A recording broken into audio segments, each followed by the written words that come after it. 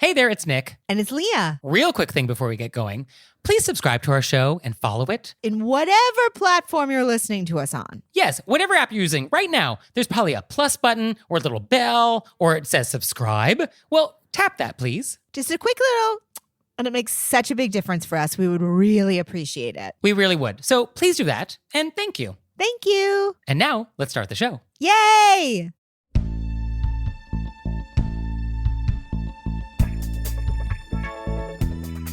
Do you do all the talking? Do you steal other people's baby names? Do you give the wrong number of flowers? Were you raised by wolves? Let's find out. Here are things that can make it better when we have to live together. We can all use a little help. Some people don't ask themselves, were you raised by wolves? Hey everybody, it's Nick Layton. And I'm Leah Bonema. And we're in New York today, and let's just get right down to it. Let's get in it. So for today's AMUSE-BOUCHE, I wanted to talk about numbers. Ooh, Yeah. AMUSE-BOUCHE. Okay. So I want to talk about numbers and how they're perceived by different cultures, because we always want to be culturally sensitive when we're talking about etiquette. We're sometimes making like seat assignments or list of names, or we're buying gifts for people. So we just want to be mindful of how some numbers are perceived by different cultures. So like we know about 13. Like 13 is like a negative number. A lot of people are bothered by 13. Yeah, they think it's bad luck. They think it's bad luck. And like 12 is perfection. And so 13 is like a little off. This is how it's been explained to me, why 13 is unlucky. Or like biblically, Judas was the 13th guest at a dinner party. And in Norse mythology, Loki was the 13th guest at some dinner in Valhalla. I think the lesson is don't be late for dinner parties. Yeah. But so 13, we know about that. But it doesn't matter like why someone feels like it's superstitious or not. It's just good to be sensitive to the fact that some people do feel that way. And so if you're buying like a box of chocolates, like be mindful of how many chocolates are in the box. So for Italians, 17 is very unlucky because if you take the Roman numerals for 17, which is XVII, you can rearrange these letters and you can make the Latin phrase vici. Forgive my Latin pronunciation, but that basically translates as I have lived, meaning I have lived in the past tense. I'm not currently living. And so the idea of 17 is like, oh, this is, you're dead. Oh. So for this reason, if you fly Alitalia Airlines or Lufthansa, there is no 17th row. Oh, wow. It goes from 16 to 18. I had no idea. Yeah, check a little seat map. Yeah, there is no row 17 on a Lufthansa flight. And when the Winter Olympics were in Turin a few years ago, the bobsled track, the 17th turn on the bobsled, they called it senza nome, meaning no name. Oh, wow. Yeah. So Italians actually do take this one a little seriously. So it is good to be mindful of like 17 Italians, etc. There is references on the web that Brazilians also feel this way about 17. I was unable to find any evidence of this other than some weird passing references. I even reached out to Brazilians about this and they've never heard of it. So if there are Brazilians that feel this way, I'm not sure who they are. So if you're Brazilian out there and you know about this 17 thing, like please let us know. Otherwise, know. I think you're totally in the clear if you want to bring a box of 17 chocolates to your next Break a Funk party. No problem. So let's go to Asia. The number 4. Number 4 in China, Japan, Vietnam, Korea. This is not good. We want to avoid the number 4 because the number 4 sounds basically like the word for death. Oh, wow. And so very often in a Chinese building, there is not a 4th floor. Oh, wow. And in fact, there's usually not even a 14th floor just because it sounds the same. And it sounds the same in all of these different languages, like Mandarin, Cantonese, Vietnamese, Korean, Japanese. Like these are all similar sounding in all these languages. Yeah. So you definitely want to avoid giving 4 of any item to, somebody from China sort of deliberately, where like the number of items is like very specific, like 4 flowers or something. Oh, wow. So you want to be mindful of that. Similarly in Japan, the number 9, ku, is also the word for suffering. Oh, wow. So you just want to be just mindful, like, oh, there is like a little connotation there. So then let's turn to Afghanistan. This is probably not going to come up for most people because most people don't really run into Afghans that often. Oh, and sidebar, it's Afghan, it's not Afghani. Afghani is the currency. Afghan is like the people. So just so you know. I'll be honest, I've been saying Afghani. So that's wrong. Yeah, actually a great thing is Afghan Star, which is like American Idol, but in Afghanistan. Super fascinating. Highly recommend you like YouTube this. Yeah, watch some episodes of Afghan Star. Amazing. Yeah, and it's Afghan Star, not Afghani Star. You know, I admitted I was wrong, even though it's embarrassing. Okay, thank you. We're all growing. So in Afghanistan, the number 39 is particularly problematic. Oh, wow. Right? Very specific. And so the origins of this is a little murky, but apparently there was a pimp in Western Afghanistan who had a car that had 39 on his license plate and may have also lived in an apartment number 39. And so because of this, 39 has been associated with, I guess, pimps, and being associated with pimps is like a very bad thing in Afghanistan. So it is at the point where if you have a 39 in your license plate or your cell phone number, this is a huge problem for you. Like apparently car dealers are pushing this because they want you to turn in your car with a 39 plate and they'll buy it from you at a huge discount and then they'll have it replated and they'll resell it for like way more money.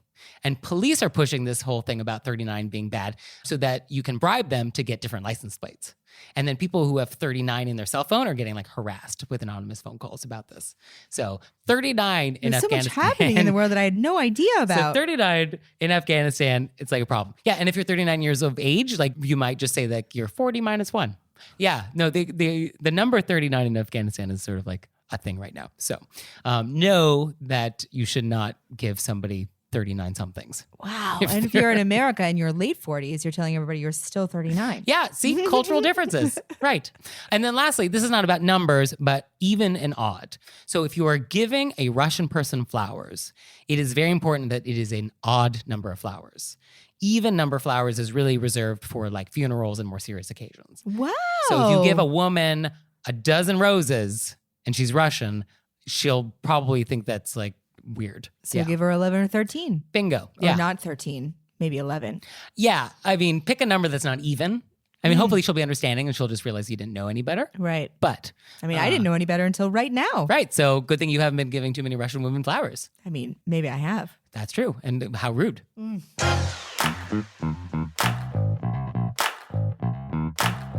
And we're back. And now it's time to go deep. So deep. So for today's question of etiquette, this actually was a question that someone wrote in, and I think it's a great one to have a deeper conversation about. Yeah, it's a really big conversation. So the question is, what do you do when you meet someone and you ask them lots of questions about themselves, which they answer at length, and they never ask you anything about you?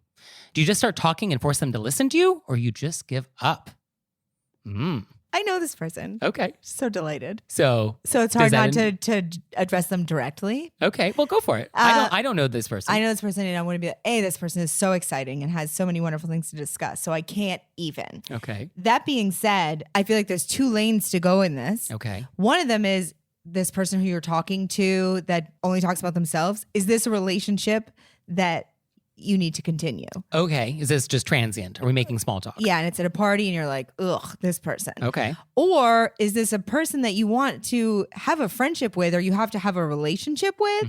And so you have to find a way to be like, hey. Yeah. So I have a lot of thoughts on this. Yeah, I mean. I got a lot of thoughts. So my first thought is that this happens in many different situations. So this is like just small talk at a party. This is just in your friend group. This is on dates. So like, I think anytime you're one-on-one in conversation with people, this happens. Definitely. If the internet is to be believed, this tends to happen quite a bit on dates, and men are more guilty of this than women. So is this true? Well, I was out with a friend of mine recently, and he was telling me about this new girl he's dating and what she thought about his comedy and da-da-da-da-da-da. They'd been out on multiple dates. And I said, what does she do? Yeah. And he said, oh, I don't know. Oh. And I said, are you kidding me right now? And he was not kidding me. He didn't know what she did. Yeah. So apparently this is very common, according to a lot of anecdotal evidence on the internet. Unbelievable. Yeah. And I've had this happen to me, and I think I'm in a much better place with it now. But initially when this was happening to me, I felt like I was the problem. I felt like, oh, maybe I'm just not that interesting. Like maybe I'm just not that interesting, and so they're just not interested in asking any questions about me, and maybe that's what it is. Clearly not it. Well, I have since come to learn I am fascinating. But initially I was like, oh, maybe I'm the problem. I do think you can just one of the things that could be done is you can, when they're taking a breath in between, say, oh, that's so great. And then volunteer something you're doing. Yes. I mean, I think, If you feel like you want to say something. yes. I mean, I think there is the temptation to try and make a game of it where you're like, see how long they're going to go before they ask you anything. And I played this game. I've gone 60 minutes where they didn't ask me one thing. Oh, I've never played this game. It's not a good game. You shouldn't play this game. It's not fun. Sometimes I'm like, oh, I can just listen. Sometimes I honestly am just like, oh, this is relaxing. This is great, yeah. It's like a spa for my mind. Sometimes you play the game where you try and slip things into the conversation, hoping they're going to think something's fascinating. Like, yeah, I vacationed in North Korea. Or like, oh yeah, as a kid, I kept bees. I made my own honey. Or yeah, Liza Minnelli yelled at me this one time. All of those things are true, by the way. Unbelievable. And you slip some of those in and you're like, clearly one of those things you're going to want to follow up on. Maybe something I just said you think is maybe interesting. Tell me more about Liza Minnelli. I don't know. So when you slip that in and they don't take you up on it, then I give up. Then I'm like, I got no material for you. So that's how I kind of feel about it sometimes. Well, the kind of person who doesn't ask questions, sometimes people are just on a tear that day and it's not their regular personality. Okay. But then if that is their regular personality, Noted. I think often there's very little you could slip in that they're going to be interested in because they are talking about themselves. True. So if it's a relationship that you have to maintain in efforts to be direct, but still kind, but direct in saying what your needs are. Okay. I feel like there should be a way to be able to say, hey, I love hanging out. I'd love to get to tell you some things about me. Yeah. I mean, I guess the direct approach with a friend works. Yeah. Because if it's a friend, I don't know how you could continue hanging out with or working with this person without harboring resentment. Right. But if it's a person who you just have to see every once in a while and they're talking and then in your mind you can be like, here we go again. You know what I mean? Yeah. And it's not a thing. Because these people are not, it has nothing to do with you, their behavior. It has everything to do with how inside themselves they are. Yeah, and that's key to remember. Like, this is not about you. You're not doing anything wrong. This is not your fault. This is not a comment on your personality. Yeah, you're perfect. Yes, you're a good person. We like you. We have some questions for you. Yeah, they're inside their own issues. Yeah. And the excuses I've seen from people who do this range from like, oh, I'm just not that good at conversation, to I just forgot to ask, to my conversational style is just, I want to wait for you to volunteer something. Or, and this one is good, I don't want to be too personal or nosy. I've seen this excuse. I mean, these really seem. Or you're a narcissist. Yeah. Or D. I have noticed when I get very anxious, like it's more of an interview situation, sometimes I'll talk more than I normally would in a conversational setting, a regular one, because I feel like I have to prove something. Yes. If it's sort of an interview, yeah. But I think that's also a problem, like on a lot of these dates that I'm seeing people complain about, is that one person is treating this like a sales pitch. Right. But I think a lot of those people are like that all the time. Sure. Yeah. Like maybe. my friend, this man, he's going to be like that for the whole relationship if you're with him. Okay. He's well, never going to know now. it. Yeah. Good to know that now. But looking back, I wished in these more interview situations that I treated it like a regular conversation. Mm-hmm. And I didn't do that. Okay. It was just more of I can imagine that if a person is anxious, it may be something they're doing because they're breathless. Yes, I think nerves definitely can play a role. Although my experience is that when people are nervous, they actually don't want to talk about themselves. They want to deflect and want to talk about you. And so would actually make an effort to like keep the conversation on you if possible. Yeah, I often at like parties when it's a lot of socializing, I love to find a person that just talks so I can be like, oh, just tell me stuff. Again, it's you find it so relaxing. And I guess a separate thought is just, is this actually happening to you? Because I think sometimes when we're feeling insecure, we might selectively look for evidence in the conversation that, oh, this person's not interested in me. And so we're only just sort of like looking for those moments where they are all talking about themselves, and we kind of forget that they actually have asked us things. And we were so quick just to turn the conversation back on them that we kind of don't remember that they have actually made an effort. And so it's a little selection bias. So that's a very good point. I think so. I think one question before we even like go down the road is just like, is this actually happening? Right. Just remember like, oh, okay, yes, it is happening. Okay, now fine. But if it's not actually happening, then I think you just want to note that and then maybe make more of an effort to be like, okay, they actually are showing an interest, so maybe you should be less concerned about it. And then oftentimes I think it does happen a lot. Also, Oh, after checking if it is happening, 99% of the time, this is actually happening to you. You're not a crazy person. Yeah, they are just talking about themselves and are not asking you anything. Correct. Yeah, I have a few people that I know in my life that will ask me a question, and then I know within 3 minutes it's just going to be going to be talked at, and I know who they are, and they're not going to change. I can either change my relationship with them, but they're not. I've tried to. Hey, this is a thing. They're not interested. So one piece of advice I did come across, which was to ask the person for advice about something that's happening to you. So it lets them talk, but the subject is you. So this is like a hybrid option. It is an interesting option. Yeah. Although I feel like these are not people that we want to get advice from. Yeah, there's that. Yeah. Hey, That's with a good your point. veil of narcissism, Please help me work through this personal issue I'm having. I understand that is a way to try to get them to, I guess it's a party trick. you know what I mean? Yeah. But I think if we can't be direct with being like, hey, this is some stuff, they're not really people that we should be. Because I do think that asking advice is a whole other deep dive. That's a different topic, yeah. And Because- listening is a different topic. Yeah. Yeah. Okay, well, for our purposes, have we helped this person? I hope so. I think it Okay. was very important to talk about how it's not you. Yeah, you're not You're the problem. lovely. Yeah. And is this a relationship that you want to have them know stuff about you? Yeah. And I think just to summarize, why we want to show interest in other people is that it makes you feel valued when someone shows interest. And like, who wants to be friends with somebody who is not interested in being friends with you? I know, but also why wouldn't you want to know stuff about people? Yeah. So interesting. People have different experiences and thoughts on things. Yeah. I mean, I guess if you feel like people don't have any value, then this is what happens. Yeah, then maybe don't go out. Yeah. Oh, that just felt so Oh, sad. how do we But get you that- at home, you have so much value. And if people don't want to hear your stories, that's on them. But we want to hear your stories. And we want to hear your stories. And there's a lot of people who do want to hear your stories. Right. And don't date comics. Well, that's good advice for a lot of reasons.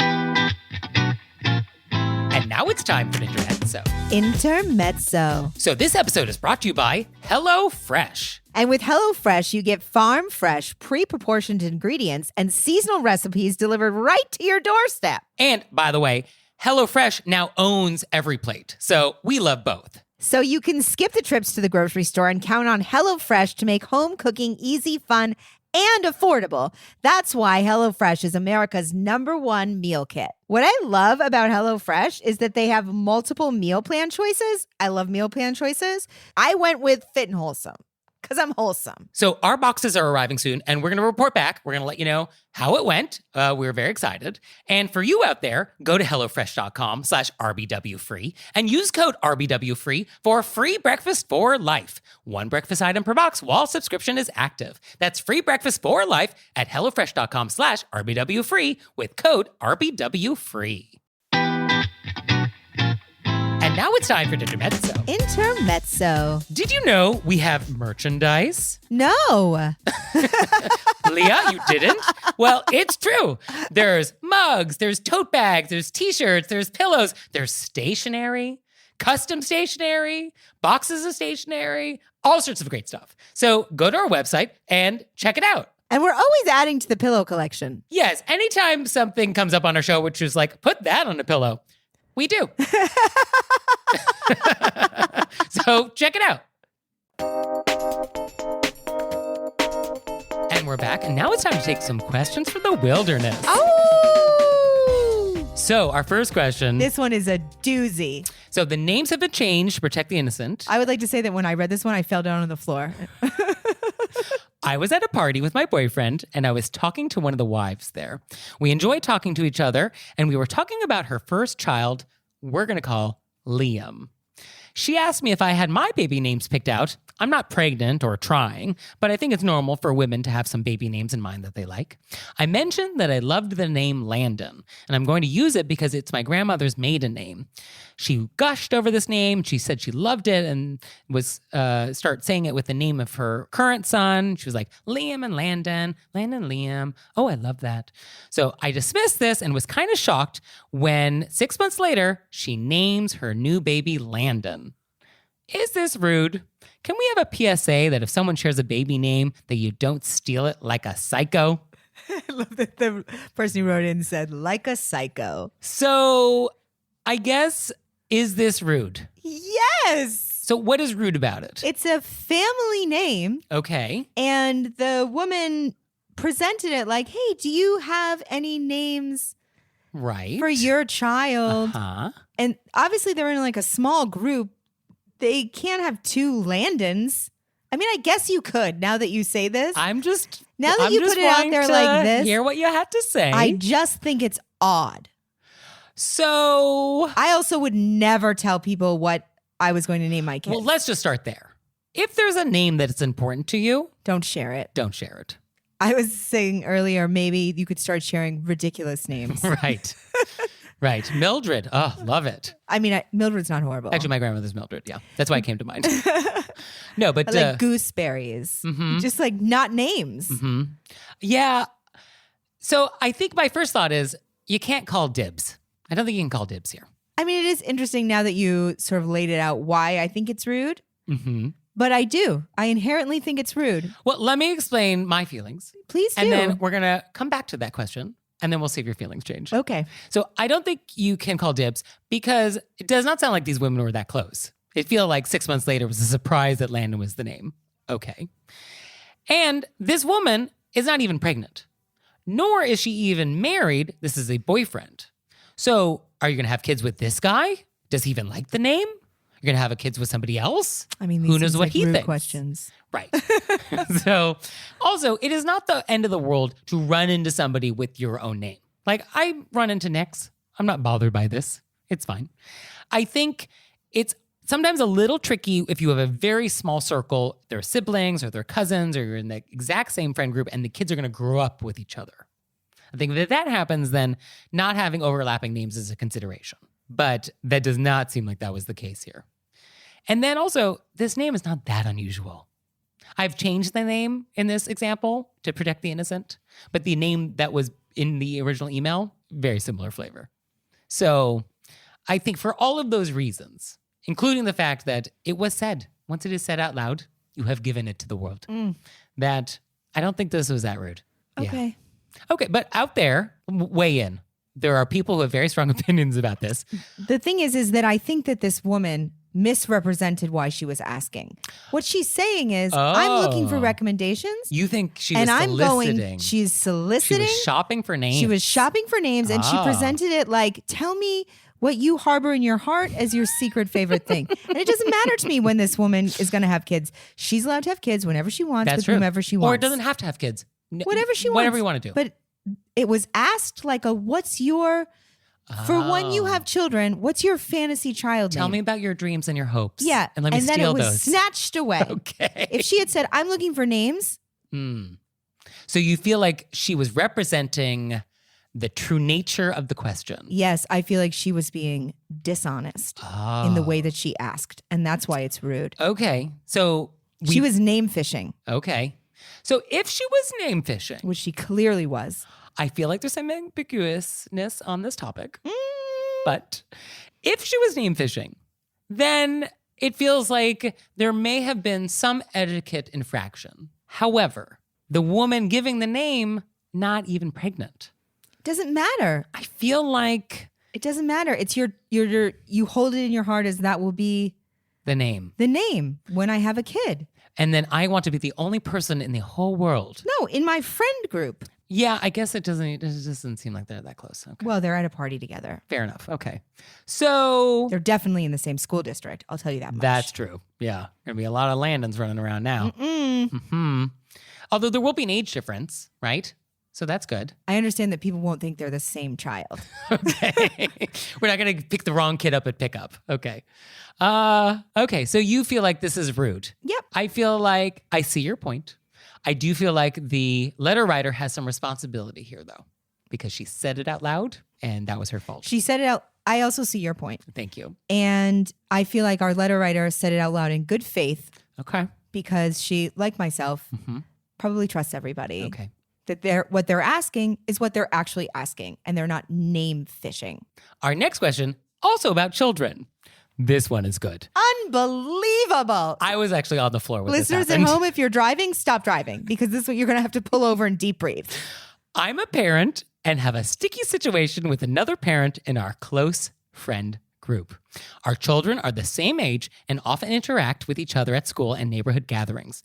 My child often extends invitations to my friend's child, which he happily accepts, but doesn't reciprocate. We've come to accept this and are not forcing a friendship that doesn't come naturally. However, my friend's child has an elaborate destination birthday celebration coming up.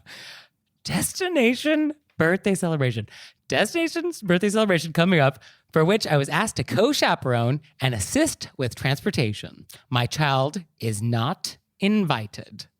I think it was rude for my friend to ask me to attend without my child. I politely declined the invitation by saying I already had plans. However, this isn't the first time a situation like this has come up, and I would like to respond without making an excuse. What should I say next time? Wow. I need a moment. I have follow-up questions. I wish we could have a full tea with this person. Yeah. Our letter writer is very polite. Yes. And I think you don't have to be polite anymore. Well, before we get there, destination children's party? Unbelievable. Does that mean we're going to Chuck E. Cheese or are we going to St. Bart's? No, I feel like it's somewhere in the middle. Okay. like the what's in Science between? Museum in Boston. Oh, okay. All right. That's Which cool. is equidistant. Between Chuck E. Cheese. and St. Bart's. Fair enough. So the idea that you would ask someone to chaperone a child's birthday party where their child was not invited? I can't even take it. I want to show up on the block and How do you- flip some tables. Like, how do you do that with a straight face? Because you know that's rude. it's so rude. You can't not know that's rude.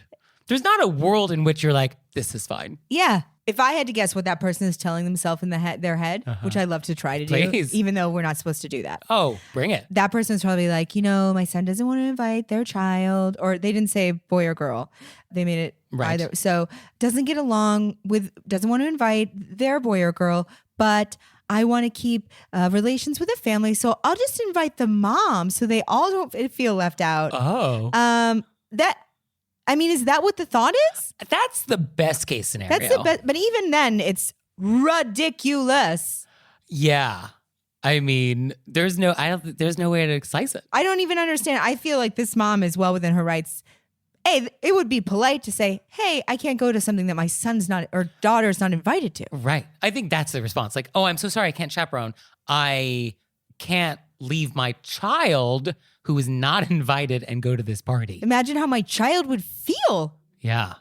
I think you could even say more than that, but that's a fair and balanced. Yeah. And I guess one step more opaque, if you wanted to do that, would be like, oh, I'm so sorry, I can't chaperone. I promised my child I would spend the day with him. And the implication is if my child were with me this day, I could chaperone. But my child is not coming because you've invited him. I think that you should clearly point out the difference of inviting someone when you didn't invite their child. Yeah. Because as a mother, that person should understand, oh, yeah. Of course she can't go when her kid's not invited. It's an insane thing that I just did. Yeah, although you aren't supposed to point out people's rudeness. No, but in that case, you're not. You're just saying, hey, I can't go to something where my kid's not invited. Yeah. You're not saying, I can't go to something that you invited me to that you didn't invite my child to. Right. You're saying, oh, I'm invited, my kid's not, I can't go. Yeah, that's it. But this is wild. Wild. Truly wild. Yeah, I don't think you want to be friends with like this family. Yeah, I feel like it's like a close, I think this happens a lot where it's a small area and everybody's in the same grade. And Yeah. And also get along, people. Just invite them to this destination birthday. What's the big There's deal? enough room at the Boston Science Museum for everybody. Right. Or Chuck E. Cheese. Or St. Bart's. They're all big. They're all big. Our next question. We may need to take a breather after that. I mean, I'm so worked up. Yeah. This poor mom and her child. yeah. No, it's wild. I mean, this is an etiquette. I mean, what's worse than a crime? This is an etiquette. This is a federal prison. This is federal. Yeah. This is not small claims court. No. No. This is federal. Yeah. And this is that place in like Colorado that like has no windows Yeah. I also want to tell the kid who didn't get invited, you're the person who's going to grow up to be the next, Bill Gates. Don't worry about it. Yeah, you'll be fine. You didn't want to go to that party anyway. No, that party's garbage. Garbage. Garbage party. Although, Science Museum is nice. So our last question, not a question, but a PSA. Nick's coming in hard with the PSAs. It's not my PSA. Someone wrote this in. Oh, really? Yeah, they want us to know. They want everybody to know. Quote, please do not squeeze lemon over the seafood tower we are all about to share. I hate lemon on my oysters, and now you've ruined them for me. The same goes for salting or saucing. This shows your lack of forethought and impulsiveness I find to be a character flaw. You could see how I thought that was you. I mean, it's not me, but in this instance, it's actually not me. Yeah, don't garnish something without asking the table, I guess. And that goes for ketchup, Yeah, like a big plate of fries. Yeah. Yeah, true. salsa. Yeah, I guess don't modify the shareable dish without permission. Yeah. And if you want to modify it and, decant whatever it is to your plate. Put it on your plate. Mhm. Often with ketchup, I find what works, you do a little side over on the side. That way people can dip if they want. Give people options. Doesn't touch the general fries. Yeah. And I will say people are weird about ketchup. Oh yeah, it's divisive. It is provocative. You want to see provocative, you go ask for ketchup at a steak restaurant in New York City. And you know what else is provocative? What? The questions that you're about to send us. Please. So please send them to us. Send them to us through our website, wereyouRaisedByWolves.com, or you can leave us a voicemail, 267-CALL-RBW, and we'll give it our best shot. Please. And now it's time for Intermezzo. Intermezzo. So did you know you can help support our show on Patreon? We have a Patreon. We do. And there's tons of fun stuff there. There's videos, there's audio clips, all sorts of stuff. I was just thinking about how many videos there must be up there by now. Oh, there's a lot. Oh, there's a lot of bonus content that you have never seen if you do not join us on Patreon. So go to our website, select monthly membership, and see if that's something you'd like to do. We'd so appreciate it. We really would. So please check it out, and thank you. Thank you. And we're back, and now it's time to play a game we like to call Vent or Repent, Ba-ba. which is our opportunity to vent about some bad etiquette experience we've had recently, or we can repent for some bad etiquette faux pas we've committed. So, Leah, would you like to vent or repent? I'm going to repent. All right, Leah. And I thought about this really hard. Okay. Because I actually feel very vulnerable about this. Okay. This is a safe space. But I feel like all of our listeners at home have written in all these wonderful questions. True. And I should be open and honest about something that I struggled with, and I'm very embarrassed that I did. Okay. So I've worked really hard, or I'm working really hard on being direct with work things. I often feel like I want to help everybody. And when I can't help, I feel, bad. But sometimes things put you in a bad place. And I'm trying to be better at being direct about that. So it's like you need to remember to secure your own oxygen mask first before assisting others. And to not feel bad that I have to do that. Okay. And to not feel bad about letting people know that I have to do that. Yeah. So recently I got an email, it was a work email, and it was about a taping, and it was a coworker asking me for a favor, which would put me in a bad position. And I was so shocked that she would ask that I spent the first couple of minutes being like, I can't believe a person would ask me this. Okay. And then I somehow at the same time felt guilty in telling them, are you crazy? Or even just like, no, I can't. And I'm very embarrassed about this, which is why I'm repenting. I didn't respond. Oh. Because I wish I had, because it almost felt dishonest. I got the email. I could have just said, sorry, I can't help you. This puts me in an uncomfortable situation. Okay. Sure, you understand. Right. And I feel bad that I dealt with it by not dealing with it. I just at the moment was so sort of worked up that they would ask me, because I was like, who thinks that's okay? I mean, now I really want to know what the question in the email was. Well, it's so specific to... But it felt provocative and unearned, and you just didn't feel like... Well, I know they knew it was a ridiculous question. You know what I mean? But I should have owned it and been like, no, I can't do this, and just been upfront. Sorry. That way you can ask somebody else to see if they would be willing to get suckered into this situation. But I would be honest and direct. Okay. And I feel bad that I, in a moment of weakness, fell back on my therapy training. So I'm repenting.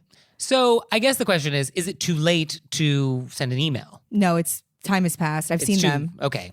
And did we bring this up when we saw them or we just let it go? It's past the situation. Okay. So It's not going to affect our relationship. It's more that I let myself down. you wanted to use your new directness training. Well, I try very hard to be honest with people because I think it's very important. Yes. And that felt borderline dishonest. I don't know if it felt dishonest.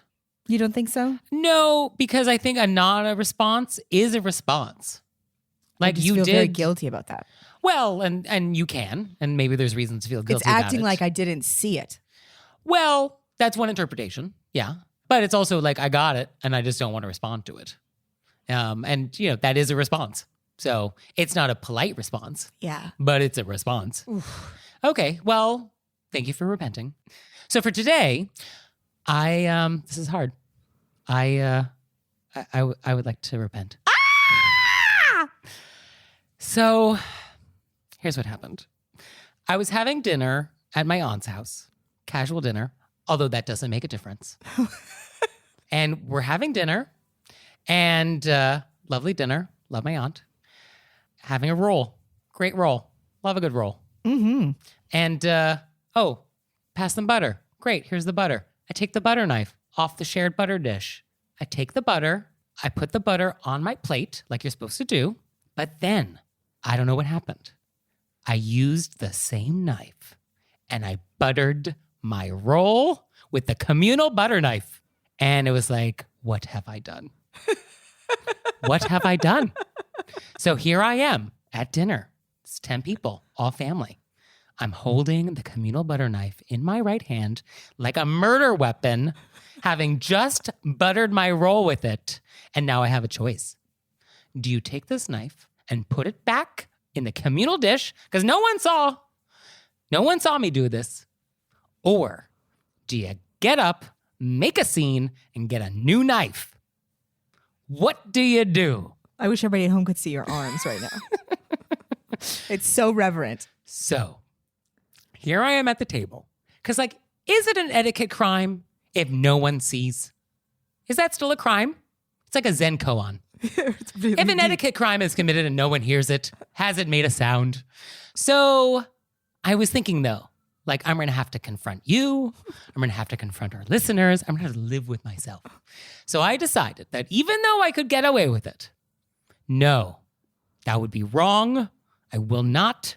I got up from the table. I was like, hey, could I refresh my drink? Anybody need anything? And I got a new knife. But to this day, I feel very bad about buttering my roll with a communal butter knife. And I'm sorry and I repent and it won't happen again. Wow. I feel better. I feel better about it. Thank you for cleansed. making this a safe space. I mean, you got everybody a new knife. I did. But this is what my life is now.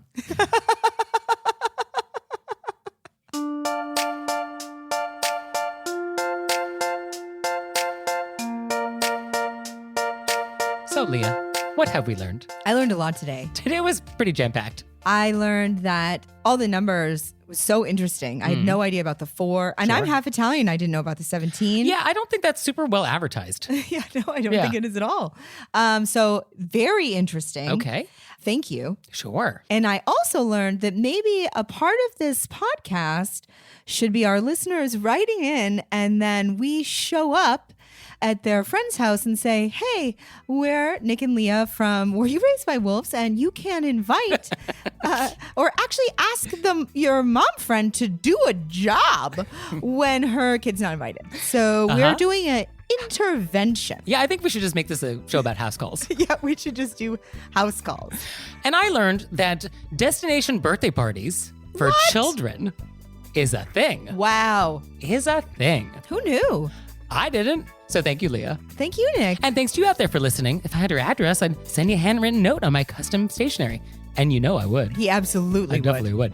So please leave us a review wherever you listen to podcasts and follow us on Instagram and Facebook. You can sign up for our newsletter. And did you know we have merchandise? I did, yes. Yes, we have merchandise. I hope you guys know. Yeah, so get yourself a mug And we'll Or see. a sweatshirt. Sweatshirts are great. I love mine. Oh, so soft. I wear it to the gym. And now hopefully people won't ask, were you raised by wolves? See you next time. Bye.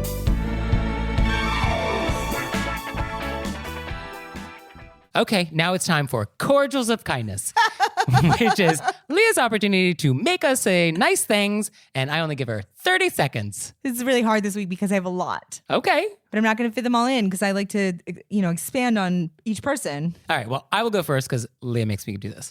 So my cordial of kindness, where we're all just going to take a little sip, is for you, Leah.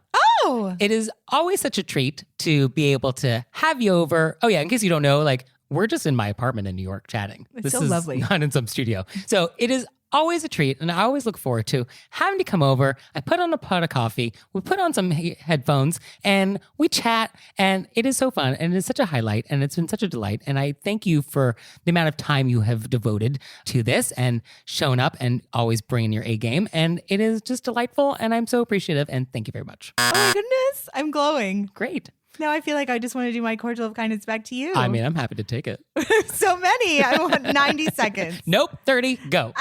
Well, I want to do my cordial of kindness back then because Okay. that was just such the nicest thing. Aw. And thank you so much for having me and all the amazing work you do. And you respond to people. They're so wonderful, the letters you write. You have everything so organized and you're such a delight. Okay. And you do such great work on all the Instagram pictures and the little moving ones. Moving ones? You're really incredible. And I really always look forward to being here. And you're such a delight. Thank you. Thank you. Oh, Leah, one more thing. What? Have you signed up for Patreon yet? I have. Me too. You out there, have you signed up for Patreon yet? No? Well, go to our website, wereraisedbywolves.com, click on monthly membership, check it out, because we would really appreciate it if you'd support our show. We love your support. We would. So please do that, and we'll see you next time. Bye. Bye.